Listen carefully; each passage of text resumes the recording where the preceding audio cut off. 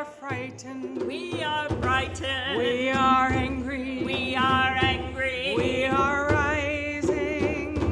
We are rising. We are hopeful. We are hopeful. We are peaceful. We are peaceful. We are striving.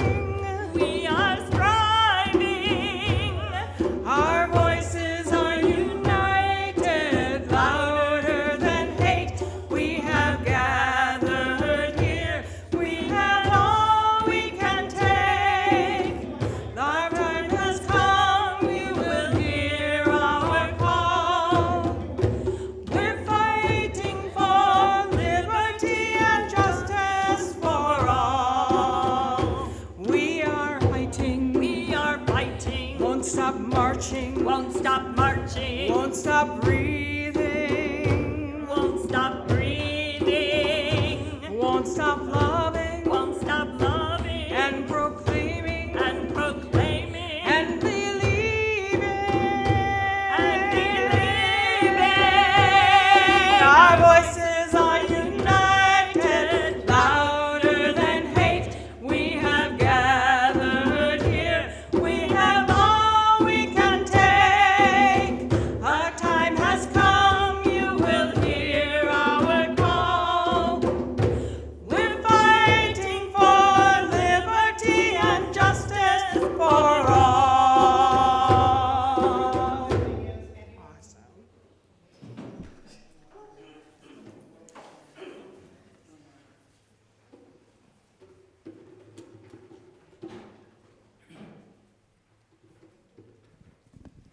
Hi, everybody. Welcome to Springfield. How awesome. I'm going to teach you all a song that you may already know. And so this may not just be teaching, you may be reintroducing and re-bringing into this space a piece that is really meaningful. It was written by Melanie DeMore back in 2016. What could have been happening then? For that catastrophe. And she wrote them with words that made sense to her in the moment. These are words that are metaphor, and for some of you, they may be places where you would choose to make changes, and that's fine. Melanie asked us not to make changes to the main piece that we're singing, so please feel free in good Unitarian fashion, because gosh, God, Lord knows, we make changes all the time in our life to be able to accommodate and follow through with the words and the places that we know ourselves to be in. So I want to take just a moment to teach this to you. Anybody here sung this before? One foot in front of the other? Okay, you're going to learn a new song. It's going to be great. So here's, I'm going to sing the melody, and the verse is repeated two times, or no, sorry, the chorus is repeated two times. It'd be good if your musician actually remembered the language of the words. The chorus is repeated two times, and then the rest of the song is a call response. So call response is, I'm going to sing something, and then you're going to repeat it back to me.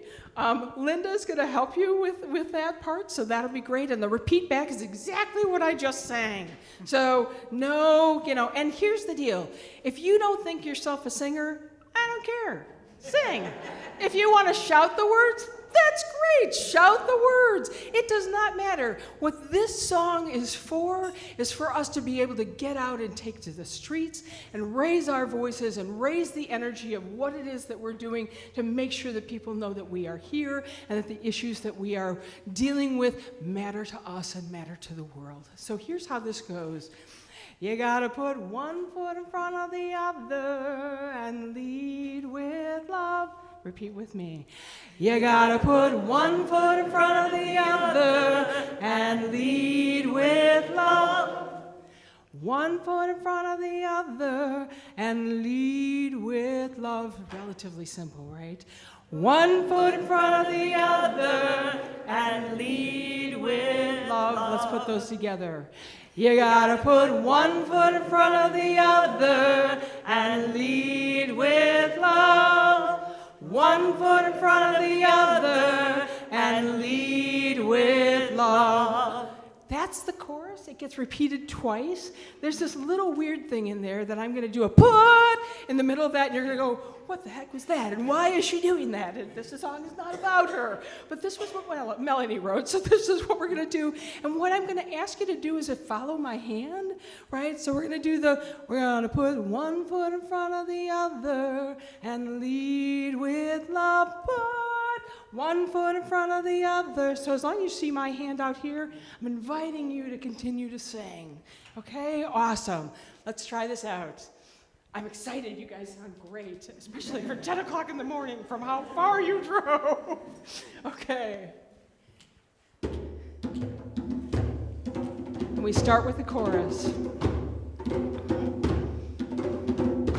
You gotta put one foot in front of the other and lead with love. Put one foot in front of the other and lead with love. Again, you gotta put one foot in front of the other and lead with love. Put one foot in front of the other and lead with love. Don't give up hope. Don't give up hope. You're not alone. You're not alone. Don't you give up. Don't you give up. Keep moving on. Keep moving on. You gotta put one foot in front of the other and lead with love. Put one foot in front of the other and lead with love. You gotta put one foot in front of the other and lead with love. Put one foot in front of the other and lead with love. Lift up your eyes. Lift up your eyes. Don't you despair. Don't you despair. Look up ahead. Look up ahead. The path is there. The path is there. You gotta put one foot in front of the other and lead with love. Put one foot in front of the other and lead with love. You gotta put one foot in front of the other and lead with love. Put one foot in front of the other and lead with love. I know you're scared. I know you're scared. And I'm scared too. And I'm scared too. But here we are. But here we are. Right next to you. Right next to you. You gotta put one foot in front of the other and lead with love. love. Put one foot in front of the other And lead with love. You gotta put one foot in front of the other and lead with love. Put one foot in front of the other and lead. Just repeat that. Lead with love. Lead with love. And lead with love. One more time. and lead with love. Okay. And lead with love. Awesome.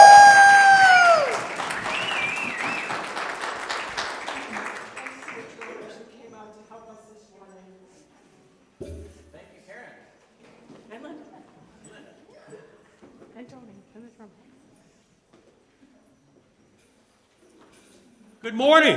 Good morning. That wasn't bad. But just to get the juices flowing, good morning again.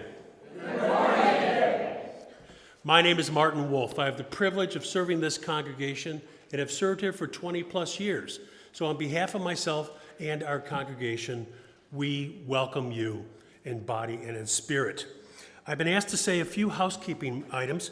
First of all, there is no Wi-Fi available. You may have noticed that already, but you can use, what do we use? Data, thank you. Also, you may have noticed that we do have several sets of bathrooms, which are just in the hallway there.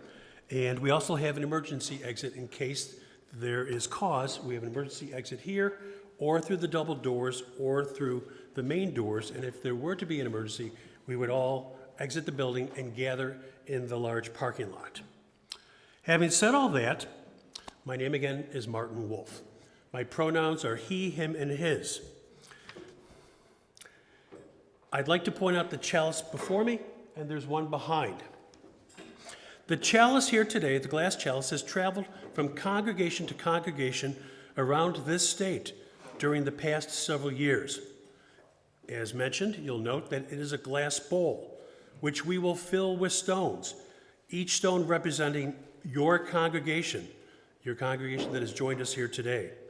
So I invite those with stones to come forward as I call your name and to place your stone in the bowl, beginning with those from Southern Illinois. Metro East UU congregation, formerly the First Unitarian Church of Alton, please come forward, along with Carbondale Unitarian Fellowship and Mount Vernon UU Fellowship.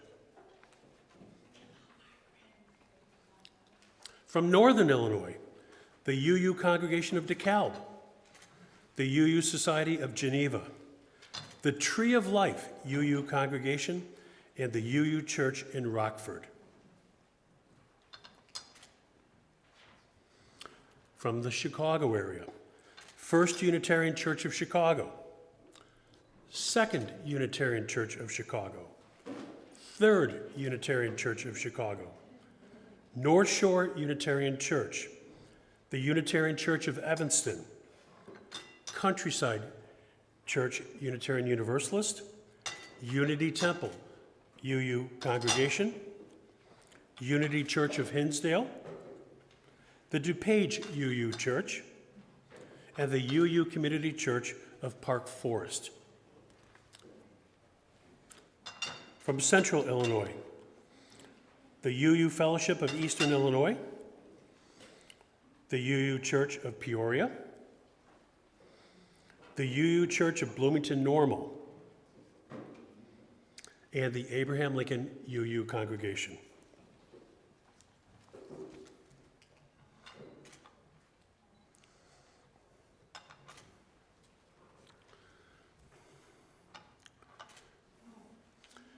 Perhaps during the pandemic times, we carried heavy weights that felt like stones. But we also recognize that stones are building blocks, and that together they can form a bulwark as well as a bridge. And as we gather today, we call forth the spirit of justice and joy. We call them into our presence, and we trust that we will foster community and create hope. So on this day, in this sacred space, in this sacred day, let us empower each other, encourage one another, celebrate one another. Let us persist together in love and through love. And may we go deeper into the holiness of justice and joy that brings us here this day. Amen and blessed be.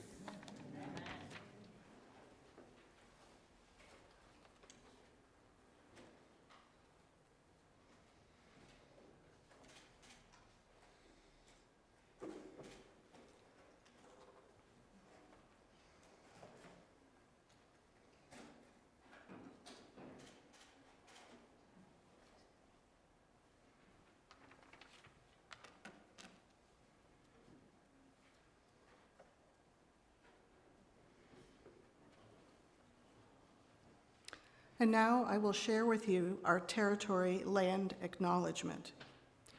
We acknowledge that we live and work throughout the ancestral and sacred lands of the Chickasaw, Kaskaskia, Kickapoo, Mascoutin, Meskwaki, Miami, Odawa, Ojibwe, Piankashaw, Peoria, and Sauk nations and peoples.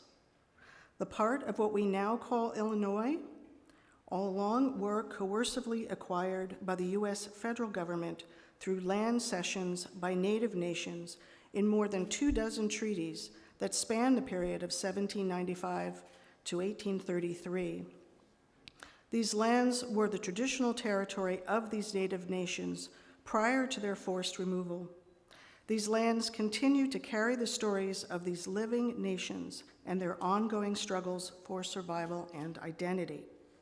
As we recognize this process of settler colonialism, we must consider the ways that we may support the social justice work of contemporary Indigenous communities living now in Illinois.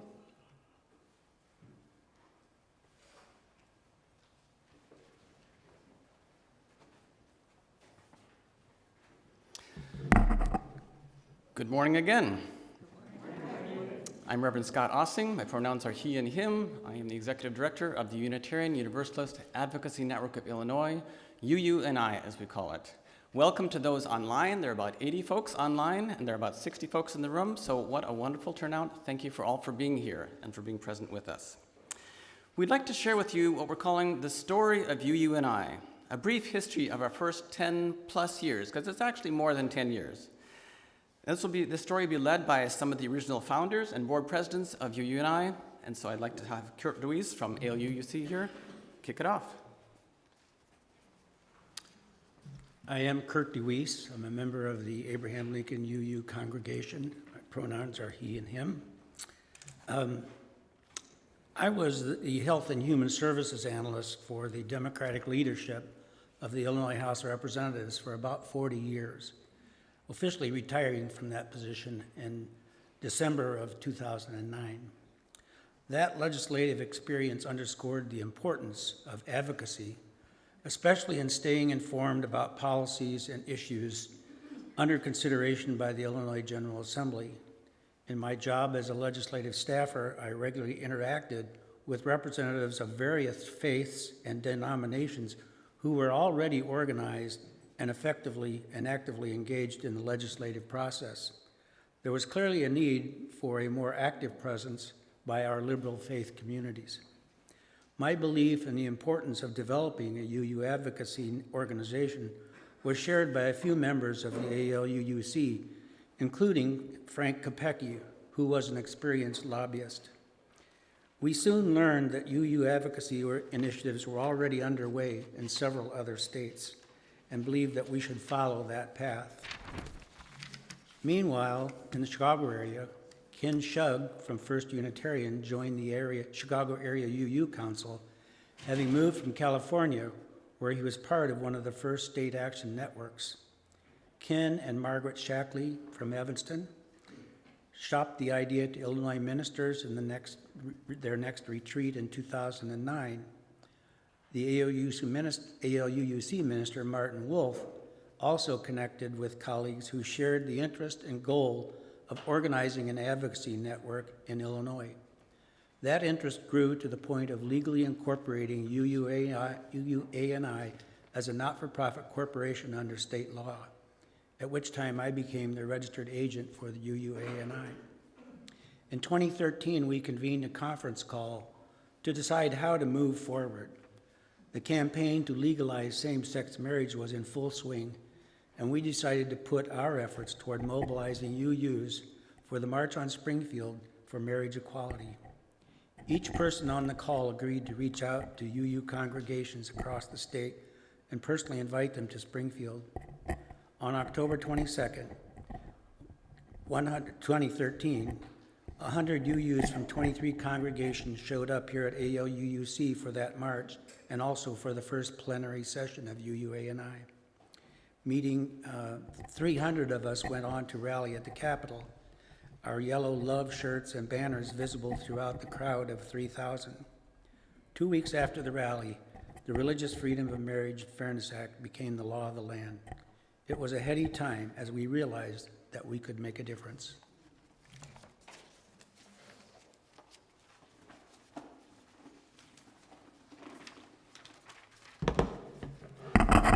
So you each get a flower for your role.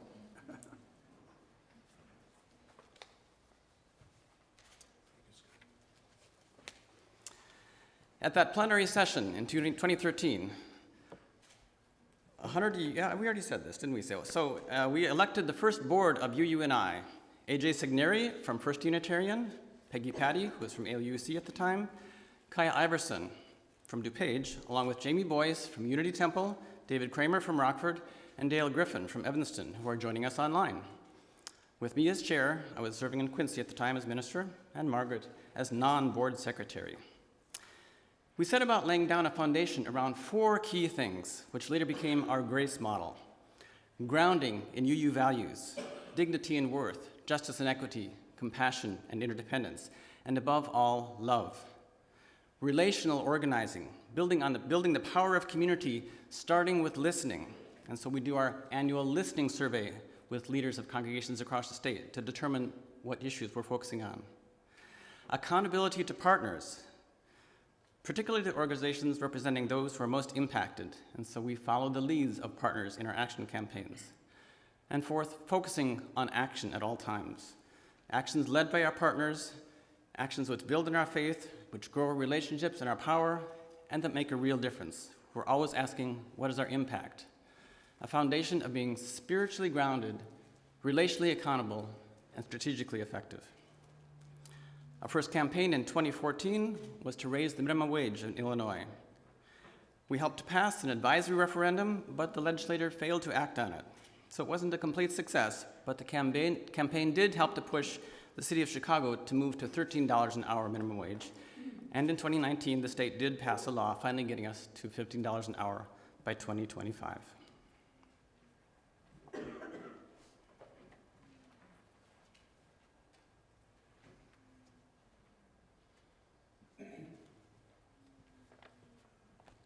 Hi, my name is Julie Pranny. My pronouns are she, her, and I'm reading for Dale Griffin, who is online. Dale Griffin became board president in 2015.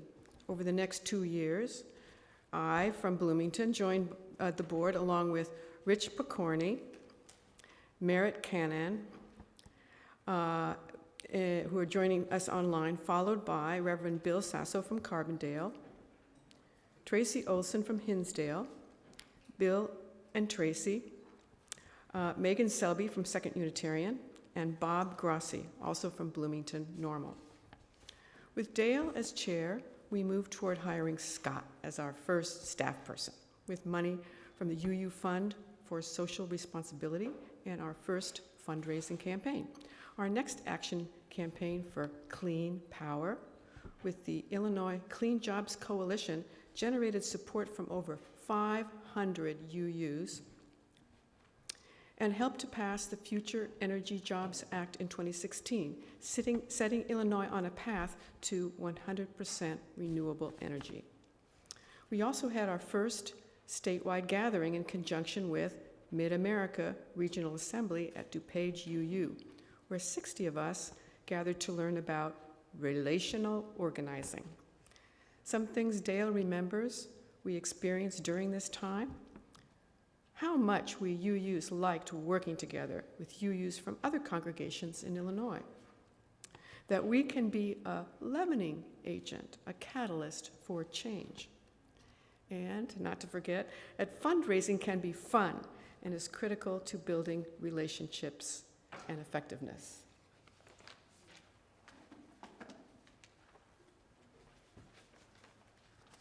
Hi, I'm Tracy Olson, and I'm a member of the Unitarian Church of Hinsdale, and my pronouns are she and her. I became board president in 2017, and at that time, Reverend Martin joined the board, and Ann Hahn Bayer from DuPage joined as well, and Ellen Almer from Rockford, and then also Mary Ann O'Dowd, who is with Countryside UU, and she's online joining us from Wisconsin. And also at that time, Margaret officially became a board member. We all remember the election of 2016, which threatened our values on so many fronts. So one of the things we did is began our action of the week emails, and that not only was effective in terms of actions, but it grew our email list to 1,500 people. Our 2017 gathering at Hinsdale featured Kathleen Mateague from the UU College of Social Justice, and she spoke to us about speaking justice in the language of our faith. And we had 3 regional events in 2018, one here, one gathering at Mount Vernon for the Southern Illinois people, and one in Northern Illinois gathering at Countryside UU in partnership with the UU Prison Ministry of Illinois. We joined with Community Renewal Society to ban the box and seal the records of those formerly incarcerated.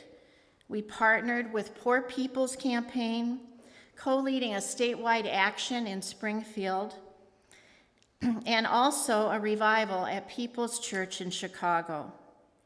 We worked with the Responsible Budget Coalition to end the 2-year budget impasse, which was relieved when a handful of legislators crossed the aisle, and the handful happened to be some we talked to. And we launched our first Voting Our Values campaign in 2018. I have to say, for me, the bus rides to Springfield here are some of my most vivid memories. Between getting briefed on the legislation on the bus and practicing strategies on how to find your legislator, and even sing a chorus or two of If I Had a Hammer. These bus rides were full of excitement and anticipation. And when the bus pulled into Springfield, and then I saw all of you and all the Unitarians that showed up one way or the other by car or bus or train, I was just really moved and energized to see everyone. And I have to say, these trips, supported by our model of relational organizing, had the effect of connecting me to not only other UUs, but to my own UU values.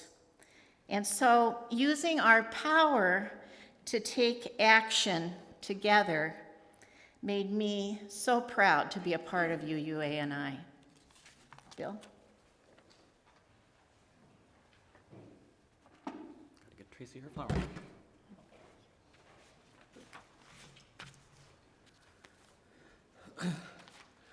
My name is Bill Sasso. My pronouns are he, him, his, and I'm reading in place of Ann Hanbear and Ellen Amer, who served as presidents during 2019. Ann Hanbear became board president in 2019, and we launched our Social Justice Leadership Corps training to help develop social justice leaders in congregations throughout the state, further developing our model of relational organizing, starting with conversations where we listened, shared, and invited. 21 people from 7 different congregations participated. I, Bill, was one of those participating.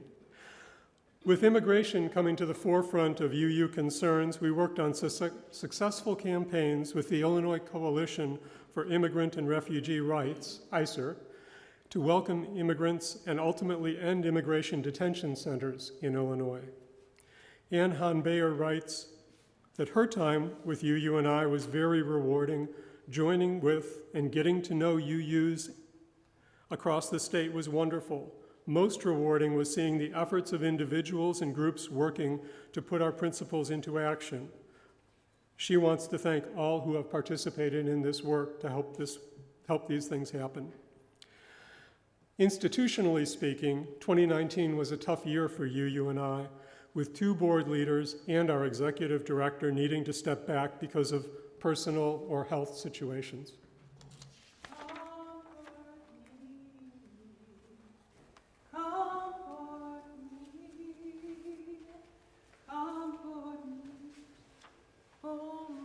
Soul.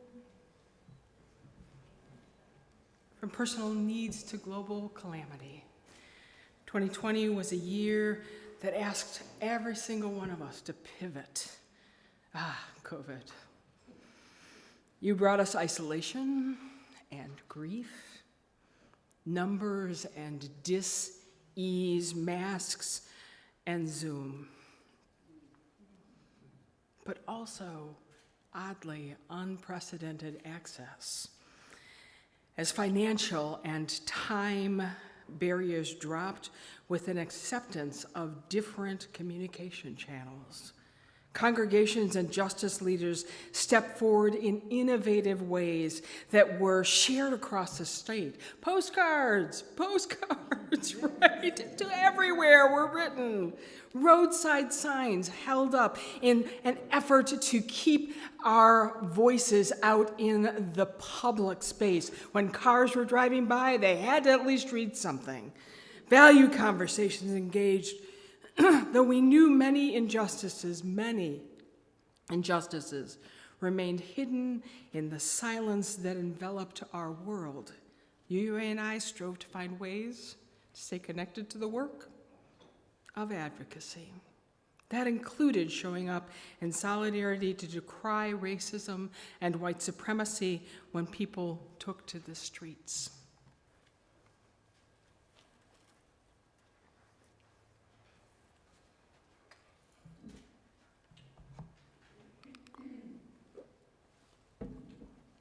I am Margaret Shackley, and my pronouns are she, her. I became board president in 2020, and Chuck Ruth from Unity Temple joined the board, along with Wendy Edgington from Rock Valley and Elizabeth Olson from Elgin, and Jean Vicenta from Carbondale came on as assistant treasurer, followed by Lisa Udall from Abraham Lincoln UU Church, and Sally Laurie from North Shore in 2021.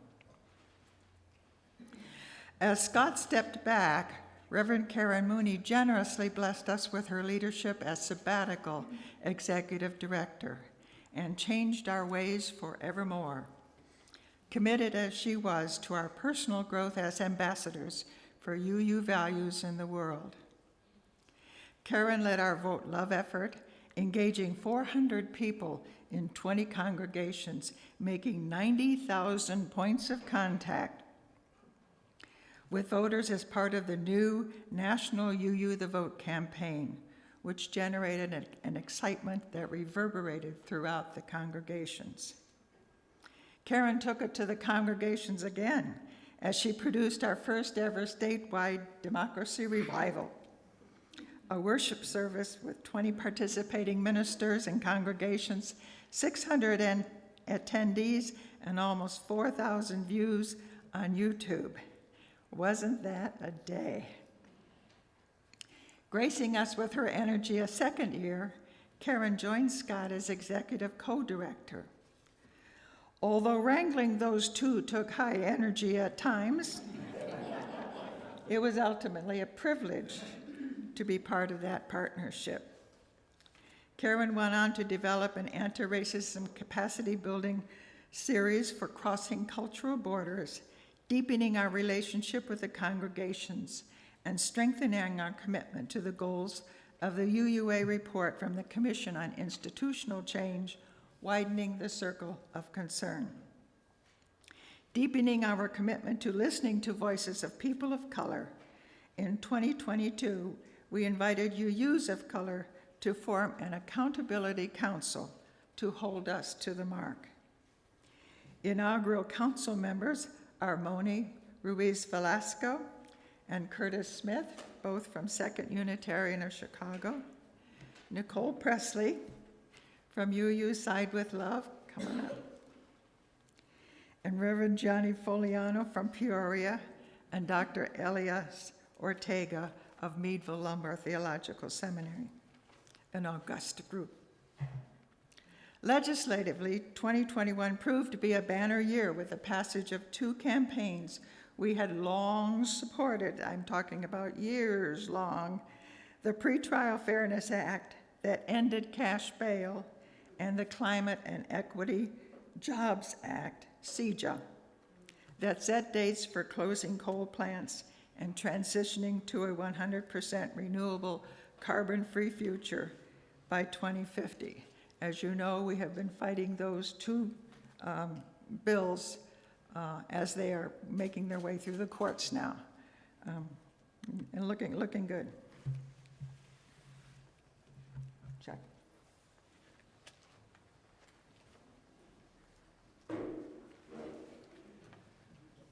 Hello again, Chuck Ruth from Unity Temple. My pronouns are he, him, his. and I became board president in this year. Moni Ruiz Velasco from Second Unitarian, Cindy Cotton from Bloomington Normal, Linda Slabon from DeKalb, and James Kane from Third Unitarian in Chicago joined the board. Margaret stepped back from leadership for the first time since UUANI's founding, becoming the tech guru for both UUANI and the National Coalition of UU State Action Networks, CUSAN, as well as leading our fundraising efforts, which now raise over half of our income through individual and congregational donations. Thanks also to our UUANI ambassadors who helped us to get there.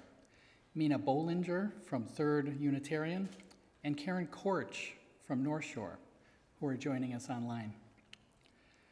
Following the massive victories of the Climate and Equitable Jobs Act and the Safety Pretrial Fairness Act, 2023 focused on maintaining the integrity of these landmark bills against numerous attacks, and also saw victories in the areas of decarceration, gender justice, and immigrant justice.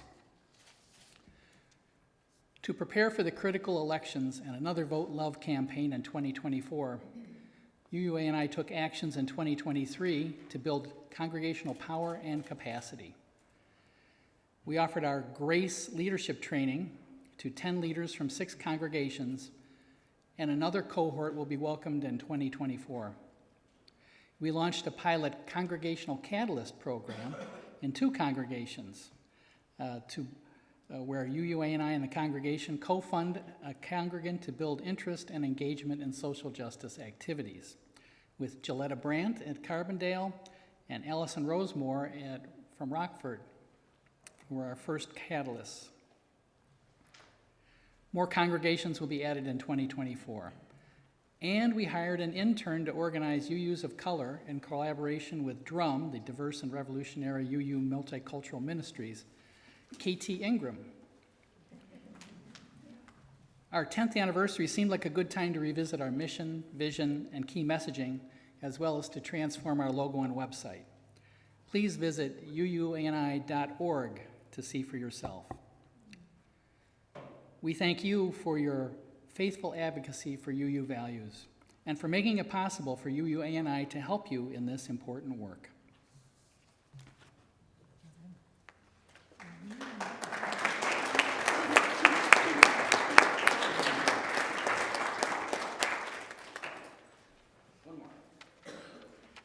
So another round of applause for all the founders and leaders of UUANI.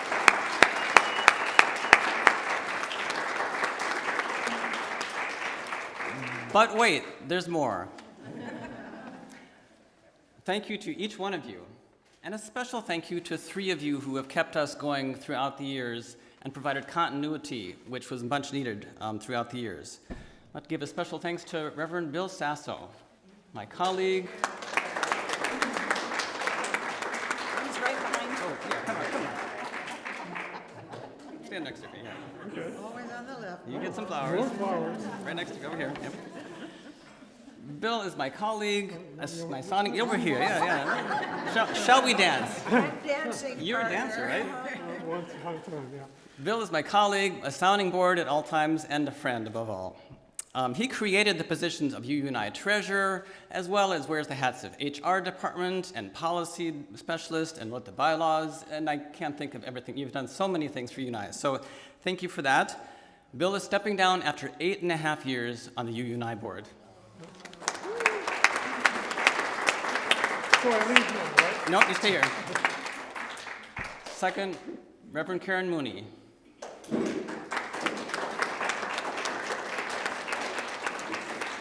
Also my colleague, a true co-conspirator for justice, and a real companion for me at the greatest loss of my life, my wife. She walked me through that in ways that were unbelievable, and I wouldn't have made it without you. And UUNI wouldn't have made it without you either. You literally carried us through those difficult times that we went through together. Thank you from the bottom of my heart.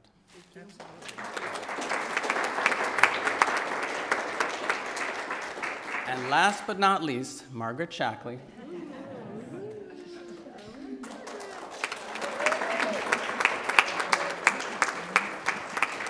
we could call you a workhorse because you have been that.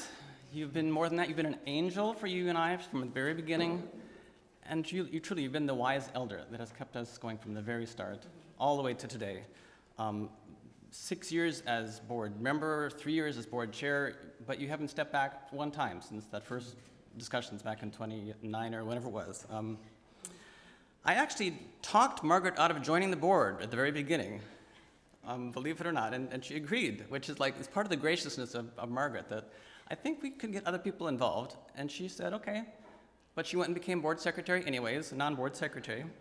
And I'm kind of glad that I did that and you agreed, because then we got to have you on the board for 6 years later on, and especially through those difficult years when we lost board presidents and I had to step back. So thank you too for carrying us through. And just look what you and Kurt and Frank and Ken and Martin created. Just look at what you've created. Thank you all.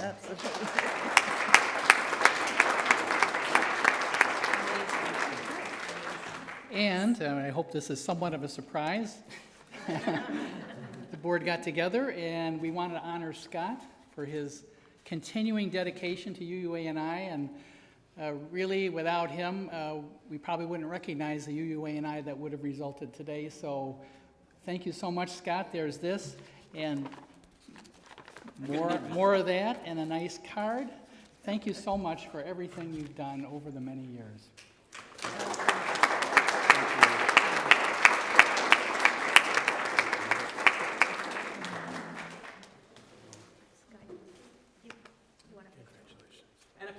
This is a photo opportunity, so we need a picture. Do we need to pull together?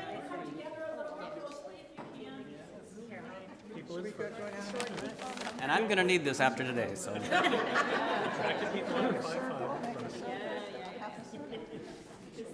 Oh, do you want it up here? We probably need to have a work person organize where we're just. Denise? What do you want? I know. Oh, you want to come? Why don't you step up here? We'll step up. Photographer's in charge, right? Yeah. All right. It's mine, you guys. Okay. Yeah.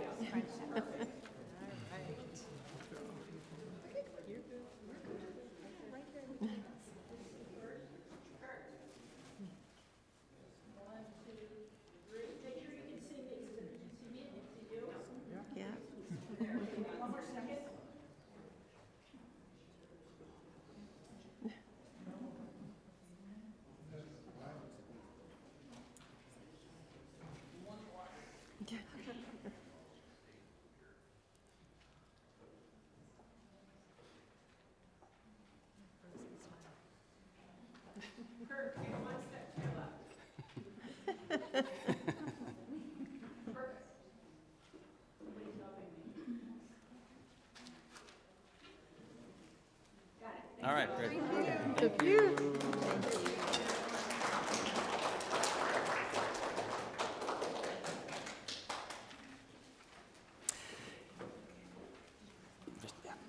So it is now my pleasure and privilege to introduce Nicole Presley, our keynote speaker.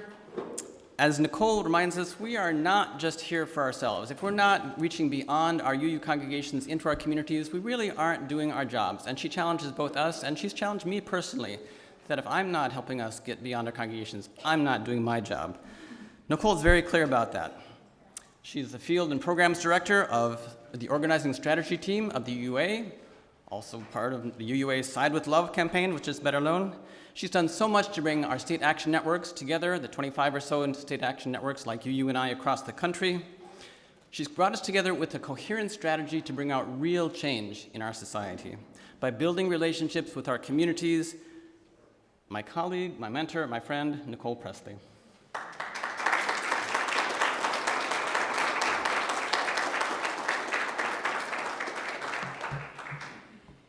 Oh, wow, that was generous.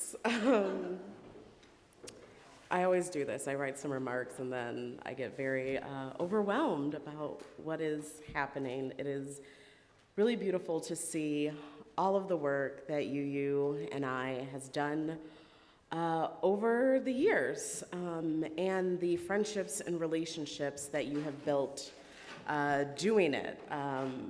I know I worked with Karen and Scott for the first time in 2020, but my main memory of them is when I was driving to Georgia for the runoff election, and I had a call with them, and I thought I could drive and talk to them at the same time.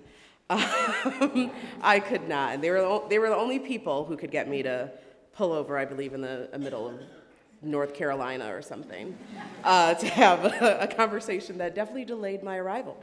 But as you can see, you know, that runoff still went pretty well. But thank you, Scott. Thank you, Karen. Thank you, everyone at UU and I, for the invitation to speak today. These gatherings are important.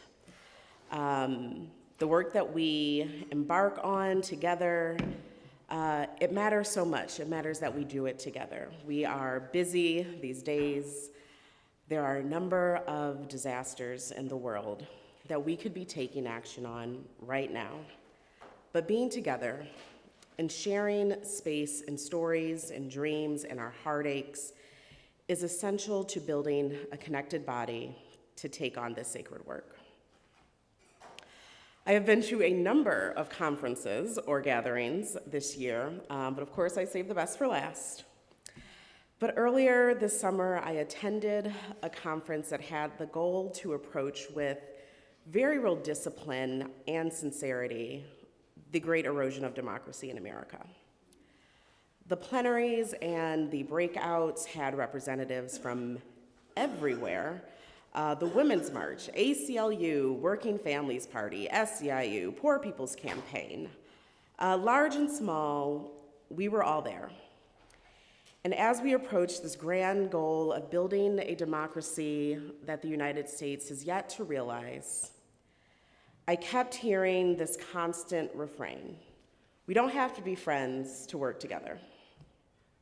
Now, most days, I would say to that, amen, let's just get the work done. But there have been too many petty disagreements. There have been much too much focus on purity politics and allegiance that have held up our movements and held up justice. No, we don't all have to be friends. This is an irresponsible demand to do work together. But friendship can be a powerful spiritual commitment, and I believe it is essential to doing faith-based justice work. Clearly, friendship is what has held you and I together for so long. So, at the last panel of this conference, the moderator actually asked the organizers on the panel what the role of friendship was in our justice movements. And I sat up, eager for their response, and what we all received in the audience was silence. No one, not one person, answered the question. So I fell back into my chair, my shoulders slumped, and I actually wept. Because we do not have to be friends, but surely in our movements that we say are rooted in love, that we have found some occasion to build the most radical friendships the world has ever seen. We do not all have to be friends, but surely the work itself requires friendship. I believe friendship is where we truly learn how to choose to love. Not a love inherited by family, by circumstance, by proximity, a love that is cultivated and refined to endure. Past hurt, past inconvenience, past harm. In service to struggling together towards right relationship with ourselves, our values, and with one another. Not in essence, but an effort. And surely I know we all have that friend that truly feels like an effort sometimes. And with all sincerity, as we face what we face in the world today, justice work is going to require significant effort. Much has changed since I was invited to speak before you today. When I was invited to speak, Wadia al-Fayoume, a 6-year-old Palestinian boy, was alive. Today, he is not. Why? It is too simple to say because of hatred. For sure, humanity has been battling hatred and evil since the beginning of time. And to my knowledge, simple platitudes like love trumps hate, or even MLK quotes about how only light can drive out darkness, have not solved this hate problem. I do not believe that these kinds of words always provide helpful instruction of what to do about the problems we face today. The big ones that are currently tearing apart faith groups, families, and leaving communities and lives in rubble. Nor do they offer immediate clarity with the small ones, which policies to advocate for, congregational engagement and diversity, and where to find our own role in justice organizing. And when we are confronted by the worst of what humanity has to offer, our appetite for suffering, when our hearts break and fear settles into our bones, when rage clouds our judgment, when our values and our faith can seem useless in the face of all that we witness, the choice to love can be hard. It can feel distant, it can feel risky. And yet, choosing to love through these terrible moments is radical and absolutely transformative. Choosing to love a stranger, your enemy, your neighbor. There are many stories about this in religious texts, in kids' shows, in young adult novels.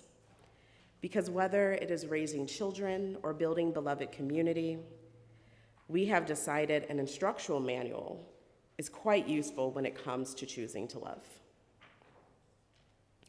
And this is why friendship is so critical. When I think about justice work that is required of us today, all I can think about are the people that I have stood next to, that I have phone banked next to, that I have rallied next to, that kept me in the work. Friendship, radical friendship, can offer some instruction on how we go about our work. It helps us find our way to choose to love the stranger, the neighbor, the oppressed, and ourselves.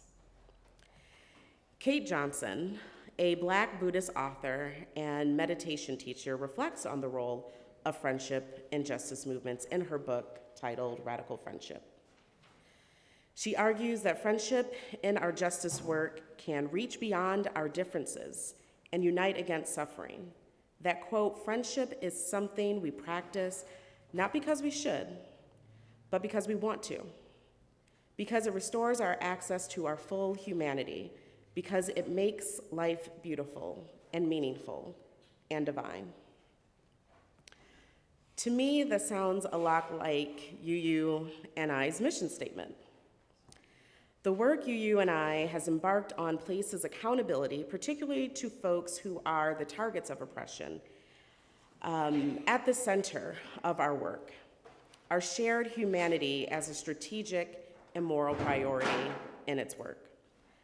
The mission statement reads, UUANI empowers Unitarian Universalists across Illinois to work for spiritually grounded, relationally accountable, and strategically effective action in solidarity with the most impacted by injustice. In this statement, I hear how UUANI calls us to build radical friendship, to choose to love people, people you may never meet, people you are in the work with, and yourself. Those three core elements, spiritually grounded, relationally accountable, and in solidarity. I want to start with the instruction to be relationally accountable, because today accountability feels like a buzzword.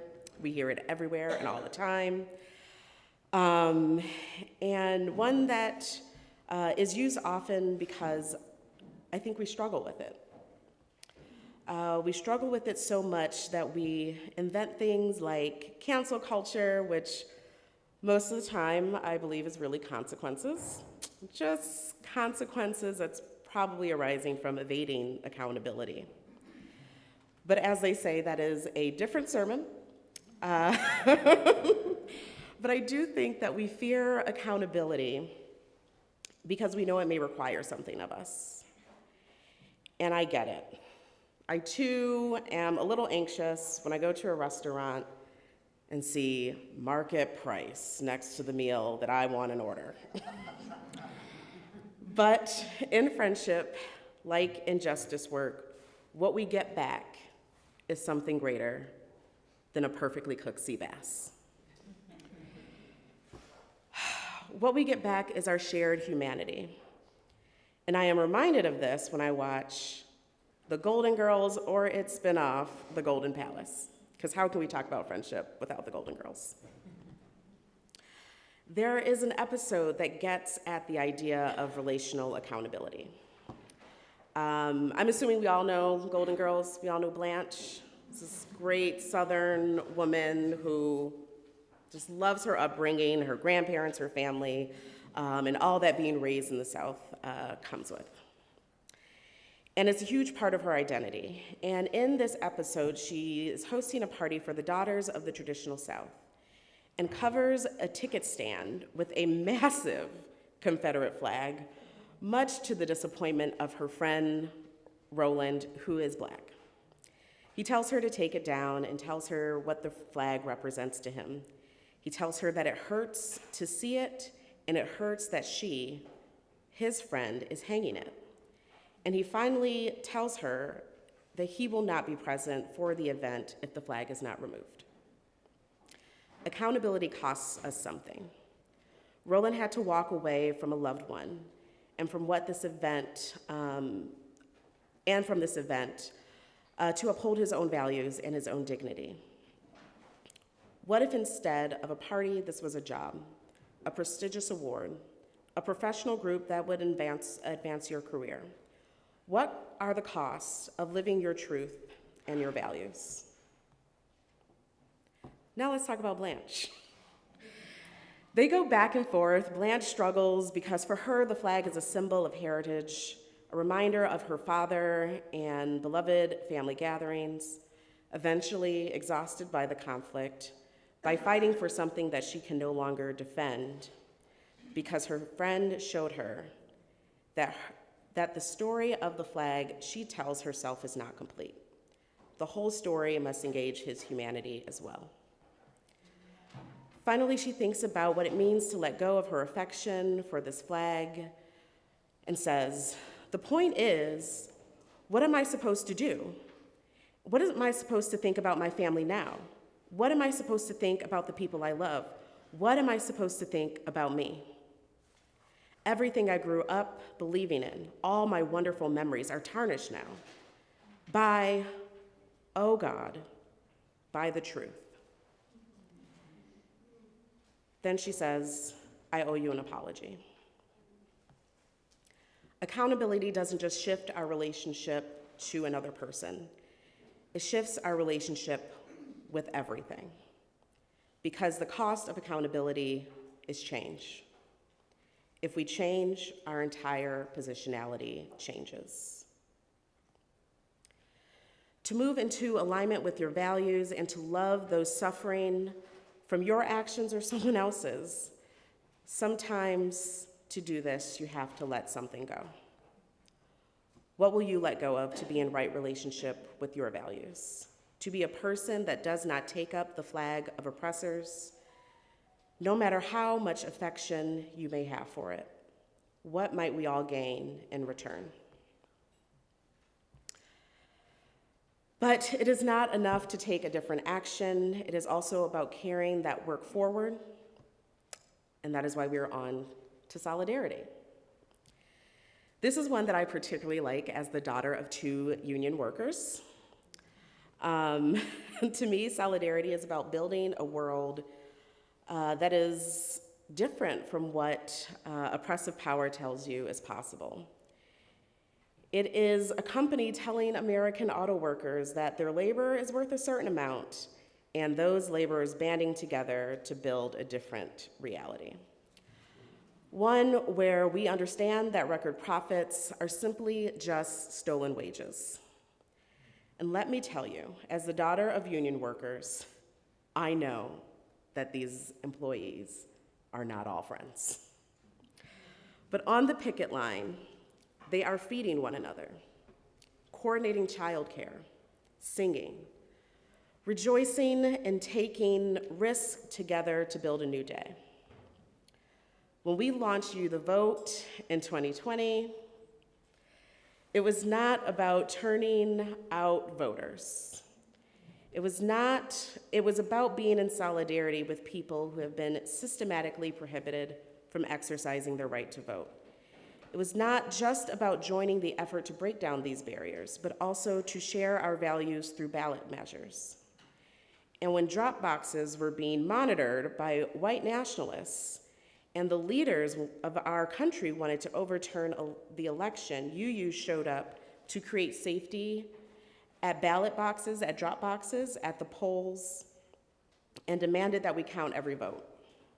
Solidarity means I'm with you for the entire journey. Now, of course, all of this work, I believe in its most powerful way, is grounded in faith. To do spiritually grounded work that can transform our world and ourselves. But I will admit that this one is often hard for me. Don't tell the UUA. I have to admit that sometimes I can find myself doing justice work on autopilot. I take the actions. I call my congressperson. I go to the rally. And I have to be honest that sometimes it feels like I do it more because I'm supposed to. I am not like Kate recommends, I'm not practicing radical friendship with people impacted by the issue. Not doing it because I want to, but just because I should. I'm not doing it because it restores our access to our full humanity, because it makes life beautiful and meaningful and divine. And when that happens, I know I need to return to our faith, to our community.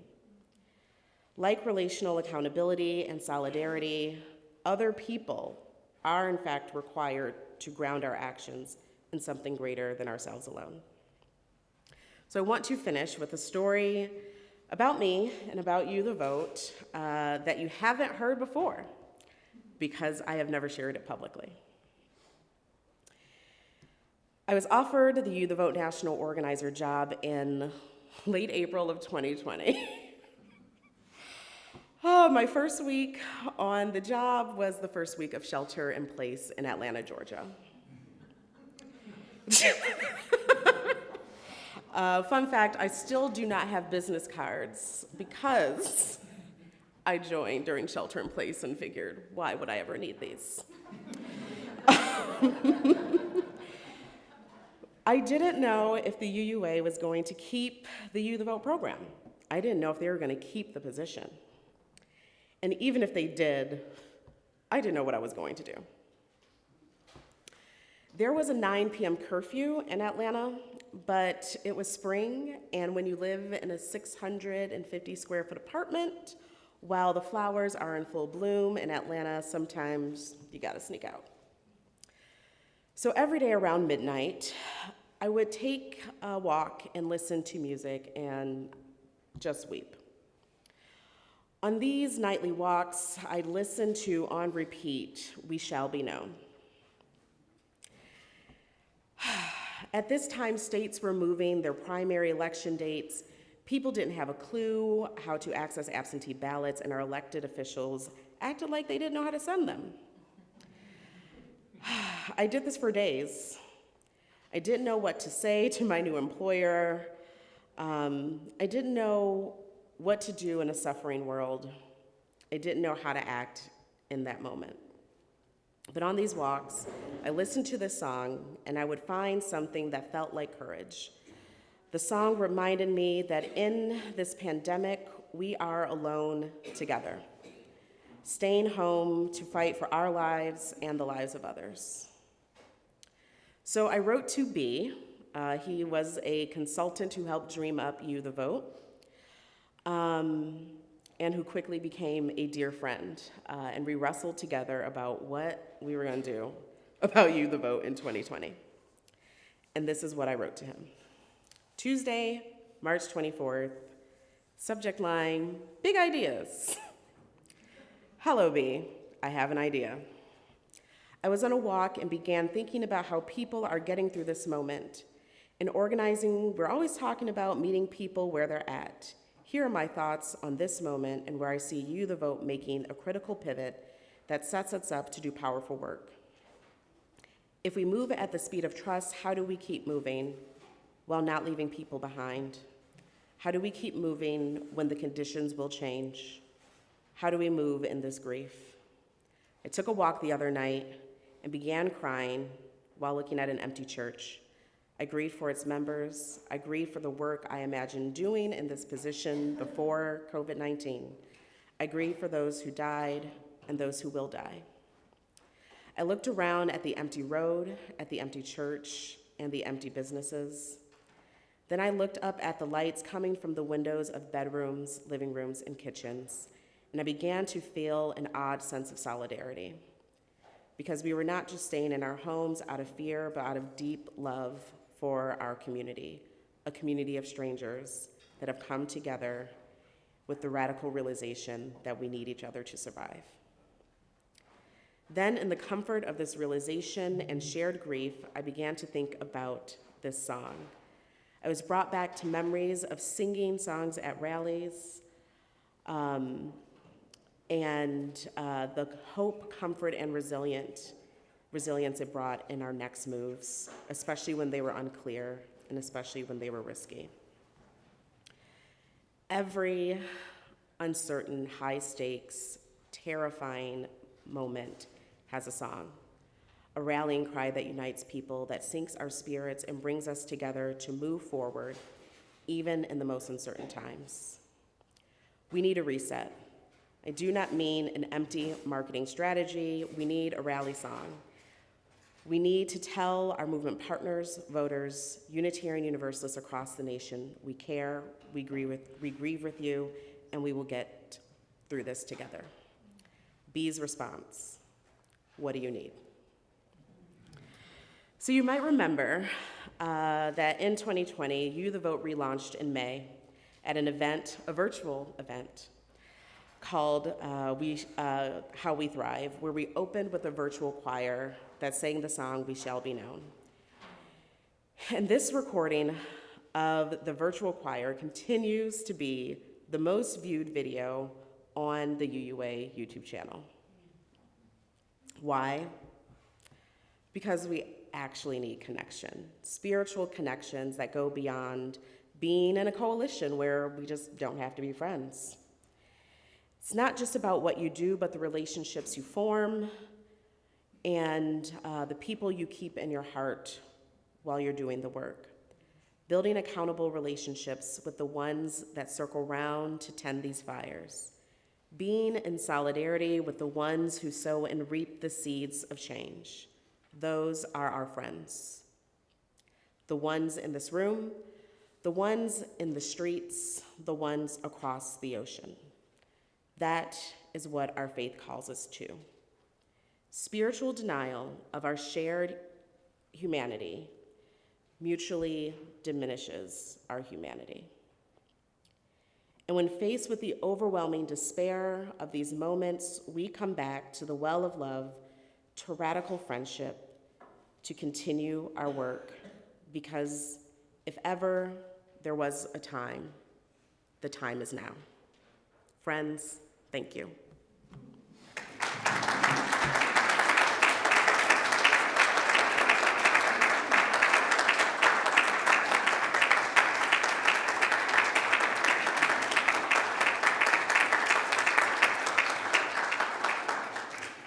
We're going to reset the stage for just a minute. Could we hum something just for a minute?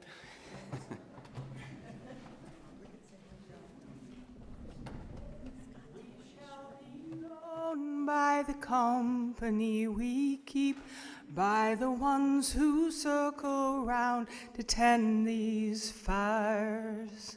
We shall be known by the ones who sow and reap the seeds of change alive from deep within the earth. It is time now. It is time now that we thrive. It is time we weave ourselves into the well.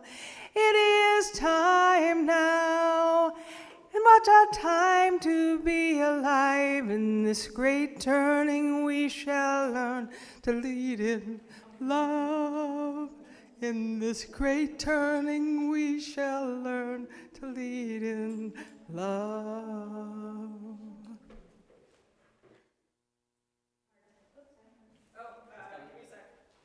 There's the handheld behind me, don't forget.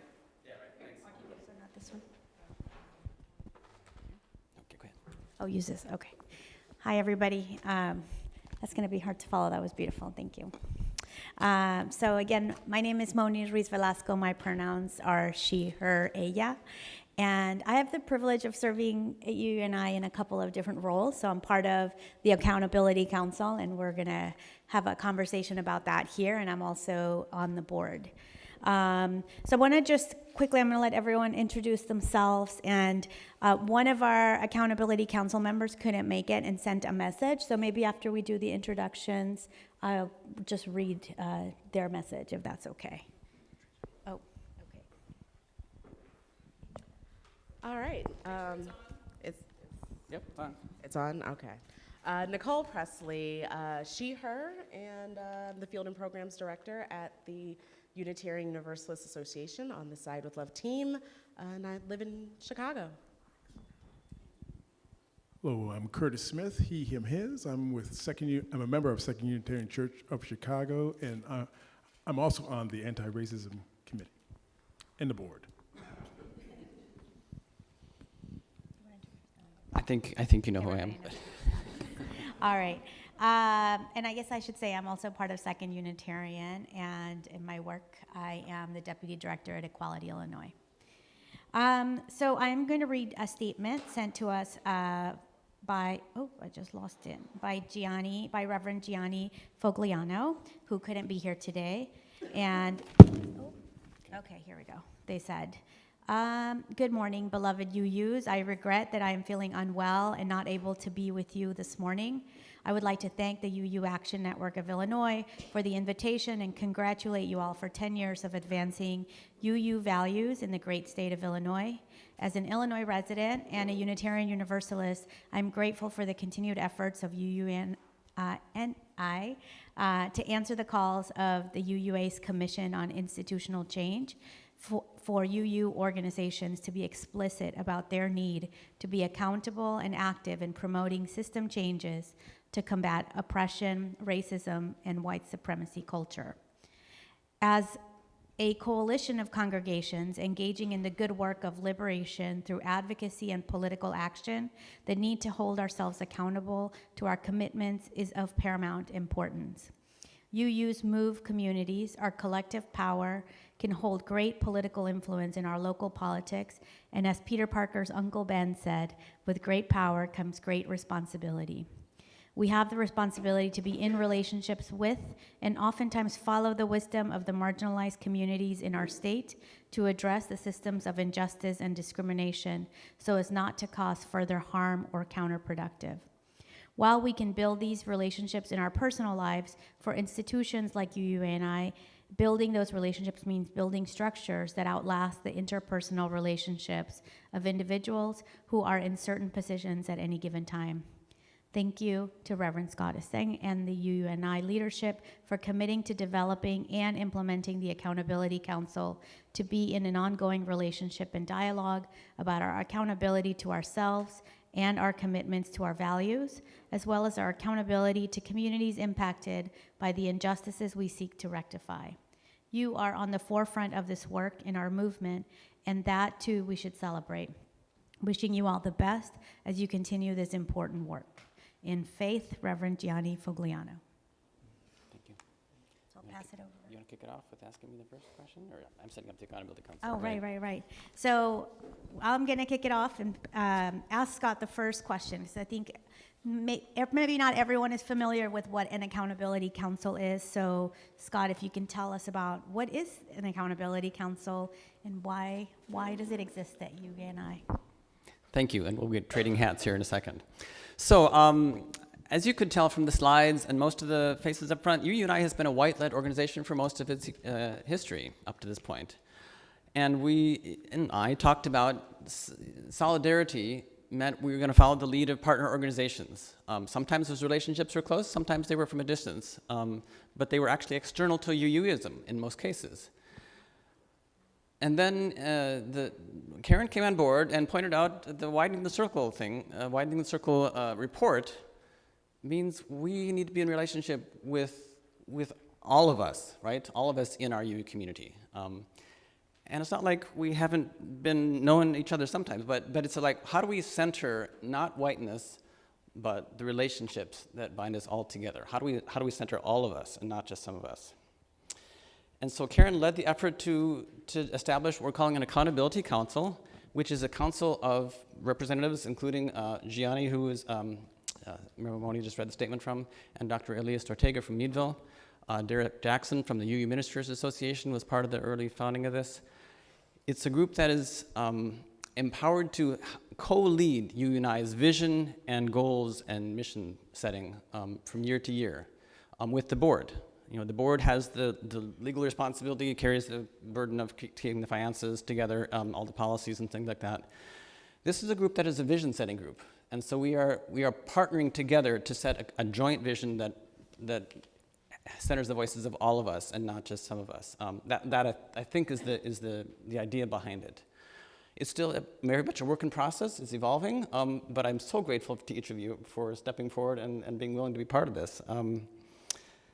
And as Gianni says, it is about relationships and it's about structure. So this is about developing relationships with each other, with the board, and it's about having a structure which is, the board is deliberately sharing power with this group, right? It's like this is a structure that will continue into the future to lead the UUNI, co-lead UUNI. I think that answers the question. So, switching hats from question answer to question asker, why did each of you say yes to joining UUNI's Accountability Council? And whoever wants to start. I'll start because I have the microphone, I guess, and then I'll pass it down. And I'm going to take my hat for just a second and invite us just to scoot back just a bit so we aren't having our backs to some people here. Oh, okay. Thank you.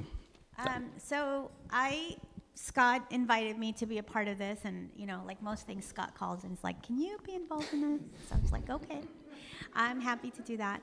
But I think so I became a Unitarian not that long ago, maybe I don't know now 6-7 years ago, and I think finding the Unitarian Church and then engaging in lots of different ways, at first at Unity Temple and now at 2U, just there is so much, I found it to be a community where there is so much potential and also so much energy and love to move forward together in a vision for justice. And so being part of the Accountability Council felt like just the next level where I could not only, continue the work of justice together as a Unitarian in a space that was focused on action and was focused on making changes through this relationship, this accountable relationships and solidarity that Nicole talked about and that we've been talking about. So for me, it was one more way I could engage in a more impactful way and also work across communities. Yeah, I'll be quick. I feel like you've heard me talk enough. Simply, I joined because I believe organizing work starts at home. You cannot have deep accountability without being in deep relationship with people. And I discovered that doing national organizing, I didn't have many fights. And the grounded, spiritually grounded, relationally accountable fights make us all better and make the work better. So I found some people to fight with. You know, like Mooney, I was asked by Karen Mooney, Reverend Karen Mooney, if I would like to be part of it. But that wasn't all. I mean, a lot of it comes from the fact that as a UU, my spiritual practice is to work towards finding right relationship with people, being in connection in a world where we are working together to change things makes me feel infinitely happy. And I just thought that being on an accountability council in a UU way was different for me, because usually I was working with, as a faith person outside of our church, working with outside organizations, and this was us working inside and finding ways in which we can hold each other accountable. I thought that was really important. And I'm sure we're going to talk about this a little bit later, but centering voices is extremely complicated. It's not something that, even though we share a lot of values together, I mean, there's a lot of work to do, right? I mean, how do we do it? How do we make it feel authentic? Are we doing it right? And I think that's what this council and being part of UUANI has been, and it's been so far very good. Sorry. Great, thank you. Great segues, Curtis. To our next question is about, so we talked about the importance, how do we center the voices of people of color, of LGBTQ folks, people with disabilities, others who have been historically marginalized. But Nicole pointed out, well, the first question is not how do we do it, but why? And so let me ask you, why is it important to center these voices? Yes, why is it important?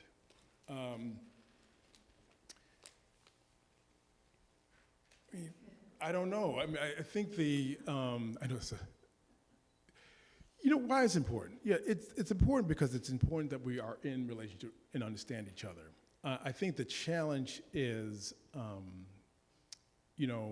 how we have done it in the past has been somewhat complicated.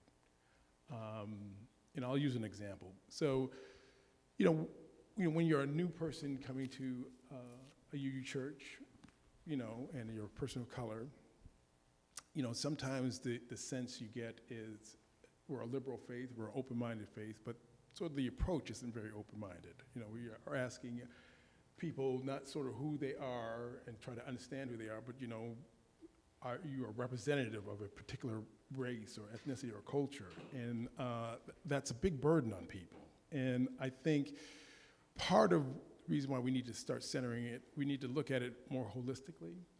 We talked about humanity. We are, people of color, marginalized people in the world, we know this, right? We're complex. It's just not sort of we represent one thing.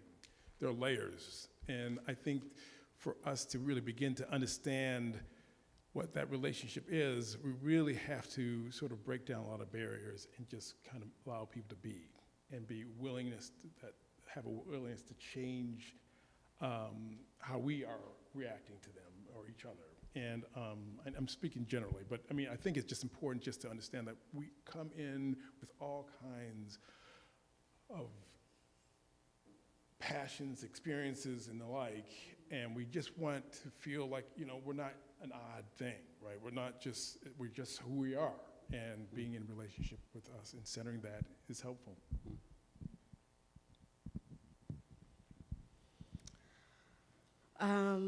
Because our lives depend on it.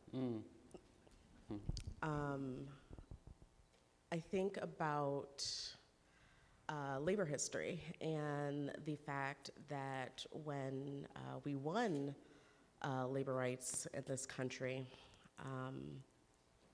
we left out domestic workers.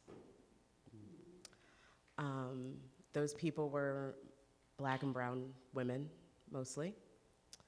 And the folks writing the rules and the policies were not mostly Black and brown women, and thought they would be fine. And the world continued, and leaving out domestic labor affected industries, housekeeping, it affected personal care assistants, it impacted the people who care for the elderly. And when the pandemic hit, because we don't have labor protections, because we left out Black and brown women, more people died. Everybody, of all colors, of all genders. So I think it is important to center the needs and experiences and ideas and strategies of people of color because our destinies are linked. Yeah, I would also add that I think it's important because for long-term change, we need to have a skin in the game, and in order to stay engaged long-term beyond a campaign or beyond an election.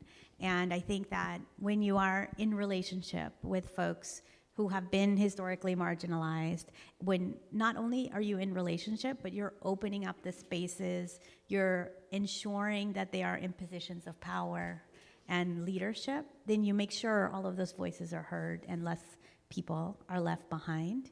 But you also are, those relationships also, just by virtue of the relationships, there is an accountability measure to it so that you feel like this is somebody I care about, this is something that I understand in a different way, and I am committed to staying engaged in the long term in those fights. And I think that's something that, especially, I see it now, but in my work in doing immigrant rights, I see the long-term commitment from folks who feel like this is my community that I am responding to as well, whether you are, from that community or not, but you see the connections in your own community and the impact to your own life and your commitment to making it better for everyone. So. Thank you. So, yeah, we need, Nicole, you nailed it. It's like lives are on the line. And we need the relationships, we need the structure thing, and lives are on the line. Maybe you've already answered this in that question, but just to take it a step further, so how do we center voices? And I want to kind of catch myself. I found myself explaining the Accountability Council, we need to center the voices of all of us. Well, no, we're actually talking specifically about queer people and people of color, Black and brown people. We're talking about people who are marginalized, not just all of us. It isn't an all lives matter situation. It is the Black and brown lives matter. It's the trans lives matter. So I want to catch myself on that and call myself that on that. But how do we do this? Is there one thing you could point us to in particular of how we might do this in our work, in our congregations, in our communities, in our statewide work, in our relationships, however you want to answer the question? How can we center the voices that we need to center? Well, I don't think there's a magic answer to that, because if there was, we probably would have already figured it out. And I think it's going to look different in every community and in every space. But I think it is important to ensure that it's not just a one-time engagement, that it's like deep relationship building. And again, in institutions, I think it's got to go beyond the one person to person. I think it's also, like I said earlier, just about ensuring that folks are in positions of leadership and in positions of power overall. Because if not, then it just becomes like a consultation, and that doesn't have the same level of impact or long-term change. And I'm going to remind us to hold the mic right up real close. Okay.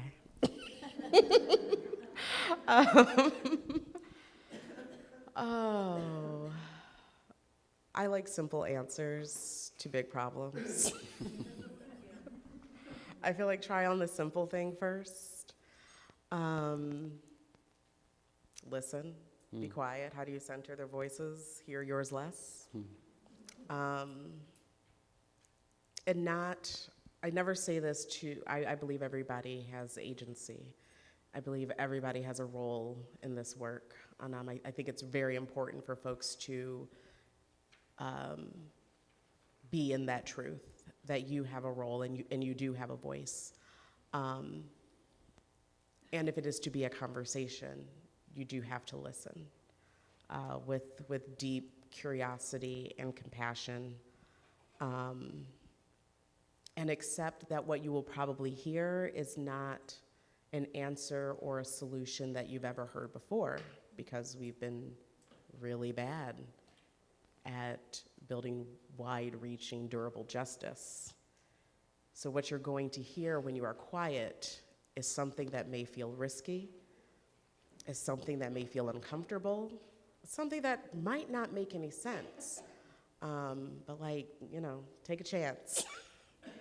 Take a chance, because what has been done before has not produced the equitable, the durable, the real democracy and justice that we've been seeking in this country. Yeah, I would add, on top of listening, it's just showing up, you know. Sometimes when, you know, there's been sometimes a conversation at our church way back about what would it be like to have, you know, a minister of color coming up and leading our church. And, you know, I think in the beginning it was just sort of silence, like, you know, I didn't want to engage in the conversation. I just don't know. I'm not, I guess with some fear or trepidation that they might come across as being insensitive or maybe even somewhat racist. But I think engaging these uncomfortable conversations potentially is the way to do it. It is risky for everybody. It's not, but usually where there's some risk, there's a lot of growth and learning happening. And, you know, and I think, and maybe we'll talk about this a little later, but I mean, I think organizations, churches, institutions need to create spaces and places where this has to happen. I mean, I don't, you know, it certainly can happen organically, but I think intentionally creating these spaces is really going to be important to do. But yeah, just being there and showing up and having these conversations. Thank you. Your answers remind me of something that I was told, that people like me need to learn to show up, shut up, and be willing to get our hands dirty. So I try to take that to heart sometimes. Final question. What is our ask of our audience? Is there one thing you would challenge people to do today? Oh boy, and I have the mic. You can give it. Nicole hasn't gone on first. Give it to Nicole. I'll be brief. You know, I think the one thing I would ask is, and you know, I'm probably repeating myself, but I'm repeating what others have said. But you know, looking at, I mean, this may be, just look at your church and see and be very open to criticizing your church as to why someone might not be coming through these doors, or why am I not in a relationship with a person. I think it's helpful. You know, I mean, it's okay that it may not be happening in church for many reasons, but what is it that you can do to maybe make it happen, right? You know, welcoming. I mean, I think this is, we talk about welcoming churches. You know, I mean, when you see a new person come through the door, I mean, go out of your way. I mean, don't, you know, overwhelm them. But I mean, you know, go out of your way to be hospitable and be kind and just listen. It's a really easy thing to do, but it's hard because, you know, some of us just don't feel comfortable meeting new people and strangers. But that's, again, I force believe it or not, I'm an introvert. I don't like talking, but I force myself to talk because I feel like, you know, it might be something I'm learning about myself, to be engaged in the world and be try to you know, live out my own values and that sort of thing. But yeah, be willing to look at yourself critically and make that sort of risky move. Thank you. You got to what I was going to say. Which is get over yourself. No, I say this because I'm a Unitarian Universalist, and while I came literally into this faith listening to a sermon from a minister somewhere around like 2 a.m. In Minneapolis outside the 4th Precinct, the 4th Police Precinct, as we staged a protest after the Minneapolis police murdered a black man. That is not the entry point of many people in Unitarian Universalism, and yet when I am among UUs, I'm like, oh my God, I am UU. Because I am introverted, and I spent years avoiding people and not wanting to have difficult conversations. Literally before I got here, I was on the phone with a friend about like, how did I get myself into this work where I have to speak in front of people? And it's because the alternative is really terrible. And like, that is it. So my ask of you is to try something different, try something challenging, try something uncomfortable, and drag your friend to it. Yeah, just, I think briefly to follow up, I think we need people to show up in the streets, show up in the ballot boxes, and making sure that we're looking across issues. Sometimes there is like one thing that we care about, and then we forget about all of the other things that are connected. And so I think we really need to make sure that we're showing up together. And I think, doing what UUANI is doing is really like centering voices, making sure that, our voices are heard and the voices of all of the partners that UUANI partners with, and that is what is guiding the advice for the rest of the congregations across the state. So I think the fact that y'all are here is great, and and the people who are online as well. And I think we need to, like Nicole said, drag some folks along and make sure that next time we do this, we have 3 times as many people here, and that we're showing up in all of these ways. So. All right, our work is cut out for us, is it not? Thank you, Curtis. Thank you, Nicole. Thank you, Moni, for your insight, your wisdom. I'm hoping this is the start and not the end of a conversation, that the struggle will continue, the conversations will continue, and that we will look inside ourselves and reach out beyond ourselves to do what needs to be done. So thank you again.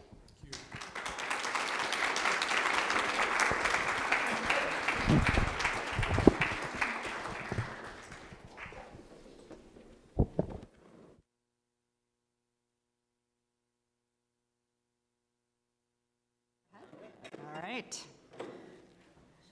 In the interest of time, I'm moving right ahead.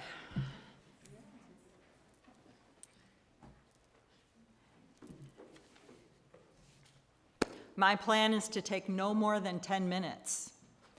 I'm Linda Slaban. My pronouns are she, her, and I'm a member of the UUANI board. Over the next 10 minutes, I ask you to enter into 3 different spaces with me. The first space is predominantly a heart space. The second space is predominantly a head and values space. And the third space asks you to engage your body and your child self, that we might build energy to celebrate. In our heart space, we're going to do a bit of a litany and a bit of a meditation. You will respond with these words: how shall we hold our hearts open? So I begin with that question. How shall we hold our hearts open as we hear again the violence that tears apart lives? For it is too easy to want to shut down our hearts. Today, November 4th, is day 619 in the Russian war on Ukraine. The UN High Commissioner for Human Rights has verified 9,614 civilian deaths during Russia's invasion. And we say together, how shall we hold our hearts open? The Hamas attack, including hostages and abuse of civilians, and the Israeli response of a blockade and ground assault on Gaza, have created a humanitarian crisis as the death toll and the suffering rises. And we respond, how shall we hold our hearts open? As of October 26th of 2023, over 35,200 people have died from gun violence in the United States. An average of 118 deaths each day. Mass shootings are on the rise, and there is a rise in anti-Semitic and anti-Muslim acts of violence in our country. And we ask, how shall we hold our hearts open? Reverend Karen Mooney can't answer that question for us, but she will beautifully invite us into a moment of musical meditation as we hold our hearts open. We believe in peace. We believe in peace. We believe in peace. We believe in peace.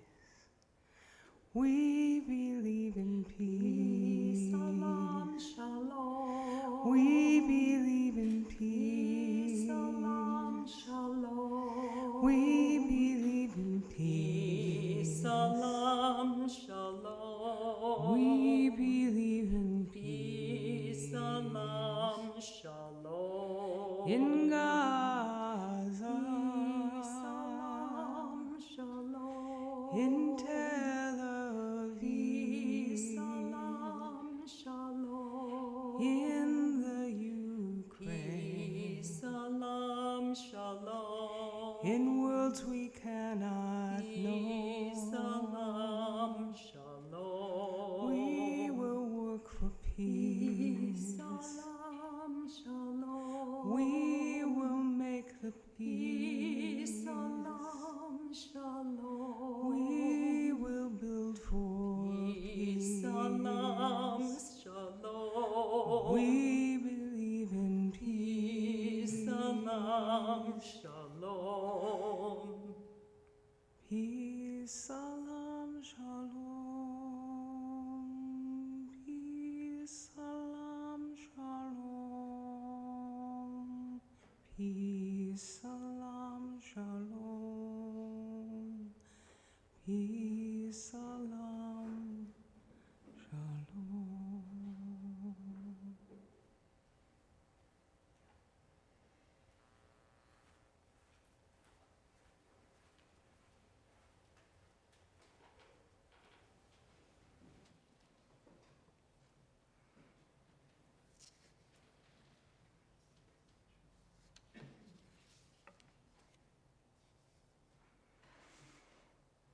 Next, we are engaging our head space as I ask you to consider your thoughts and values as we and UUANI move into our shared future. First, consider the value of gratitude. We, UUANI leadership and staff, are incredibly grateful for your gifts of time, resources, actions taken, and money given.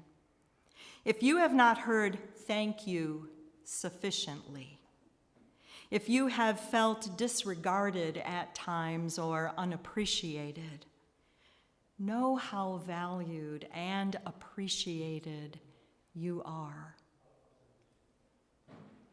Please hear that now.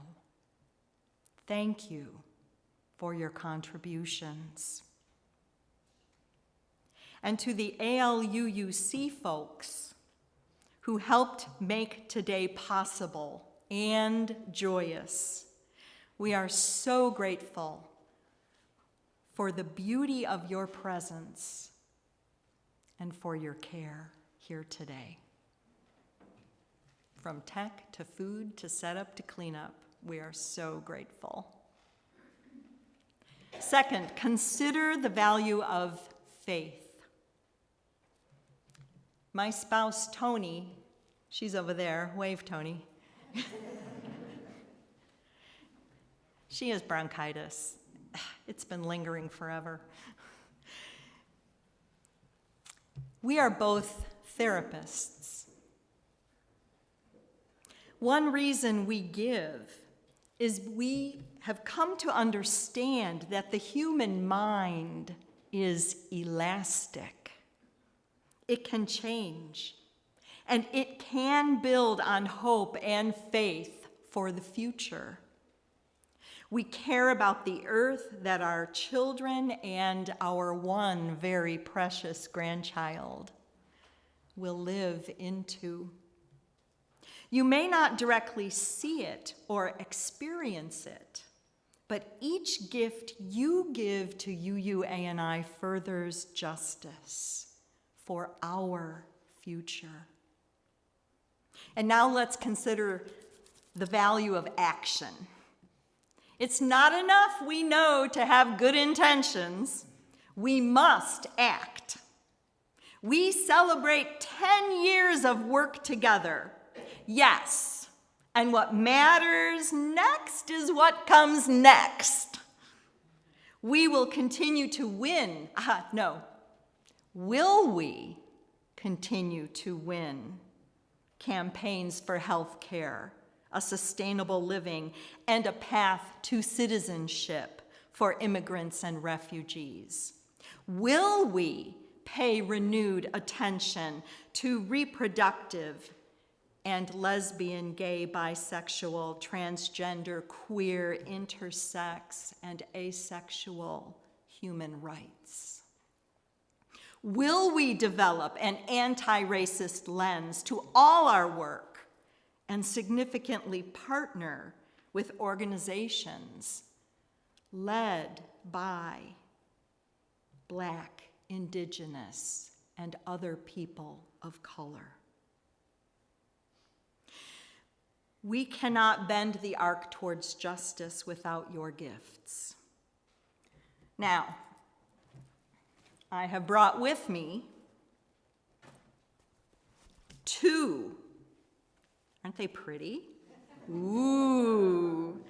Two of my favorite handmade baskets, not made by me, made by a friend, to receive your gifts. If you've given already, I thank you. We thank you. But do you know the saying, you can give more? No gift is too small, no gift is too large. Tony and I hope that you will decide today to give more. And to tickle that action into reality, and we talked about this, I assure you, I didn't just make this up here at the podium. Tony and I have decided that on this day only, we will match gifts given in these baskets or given today only up to $500. So we hope to see these baskets filled. One will be on the registration table, and I can't help it, one has to be near the cake. So please make me happy and fill my baskets today. And last of our three movements in space and time, we are going to move out of our predominantly thoughts on giving to engage our bodies to build energy. Now, you've been sitting there for a while. If you want to remain seated while we do this, that's okay, but if you prefer to stand and kind of wiggle around a little, that's okay too. We're gonna do a stomp, clap, repeat after me, immediately followed by singing of Happy Anniversary to Us in a most familiar tune. You will recognize that tune. But first we're gonna do stomp, clap. We're gonna speak simple verses in my cadence, and we're gonna start with the stomp, clap. So hopefully I can do, this is like rubbing your head and patting your belly at the same time. So here we go. Stomp, clap, stomp, clap, stomp, clap, stomp, clap, stomp, clap, stomp, clap. Get ready. We are here. We are here to bring good news. To bring good news. To lead with love. To lead with love. And live from joy. It is time, speed up, to celebrate. So bring on out the anniversary cake. Woo! The cake, she is a-comin' as we begin the song. Let's pick a pitch. Happy anniversary to us. Ready? Happy anniversary to us. Happy anniversary to us. Happy anniversary.